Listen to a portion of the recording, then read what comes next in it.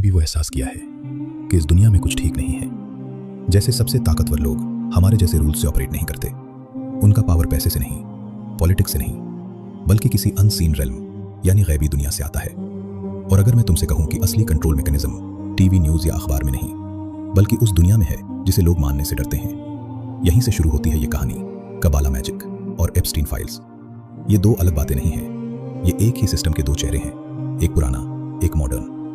सच्चाई ये है कि असली पावर फिजिकल दुनिया में नहीं, स्पिरिचुअल रेल्म में डिसाइड होती है।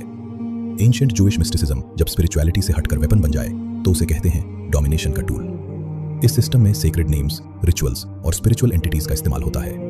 जिन, अनसीन बीइंग्स, जिनसे कॉन्ट्रैक्ट्स बनाए जाते हैं। इन्फ्लुएंस के बदले वर्शिप, प्रोटेक्शन के बदले सैक्रिफाइस, पावर के बदले इंसानियत। एलीट लोग कबाला को एनलाइटनमेंट के लिए नहीं पढ़ते, वो उसे कंट्रोल के लिए पढ़ते हैं, क्योंकि वो जानते हैं अनसीन वर्ल्ड फिजिकल वर्ल्ड से ज्यादा रियल है। अब एप्स्टीन केस को देखो, ये सिर्फ ट्रैफिकिंग या ब्लैकमेल नहीं था। ओकल्ट नॉलेज यानी जादू का इल्म, global elites, private islands, genetics, transhumanism और सीक्रेट रिचुअल्स। हिस्ट्री में हमेशा से इनोसेंस को करेंसी बनाया गया है। बच्चियां, पाक रूह, जिनकी लाइफ एनर्जी रिबेलियस जिन और डिमोनिक एंटिटीज को ऑफर की जाती है। अब समझो मैकेनिज्म। पहला स्टेप, स्पिरिचुअल कॉन्ट्रैक्ट्स, जिन के साथ बाइंडिंग एग्रीमेंट्स।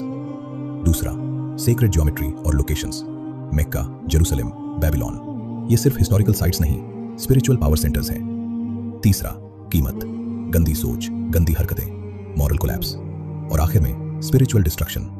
और फिर आता है normalisation, music videos, award shows, corporate logos, political rituals, Bohemian Grove, Washington DC की occult architecture, transhumanism, human limits तोड़ने की कोशिश, इंसान को भगवान बनने की कोशिश, एक मॉडर्न टावर ऑफ बैबल। ये कॉन्स्पिरेसी नहीं है, ये सिस्टमैटिक स्पिरिचुअल वॉरफेयर है।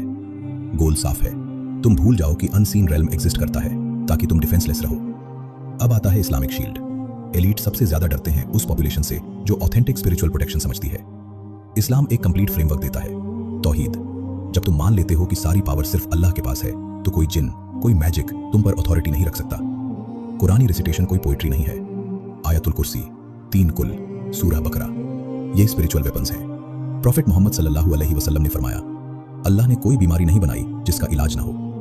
हर स्पिरिचुअल अटैक का इस्लामिक काउंटर मौजूद है। मॉर्निंग और इवनिंग अस्कार, दिन भर जिक्र, सोने से पहले स्पिरिचुअल क्लेंजिंग। ये ऑप्शनल नहीं है, ये डिफेंस सिस्टम्स हैं। और आखिर में सच, रियल बैटल पॉलिटिकल नहीं है।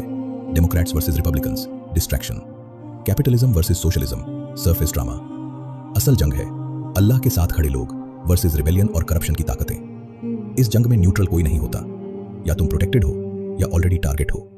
वल्लाहु आलम।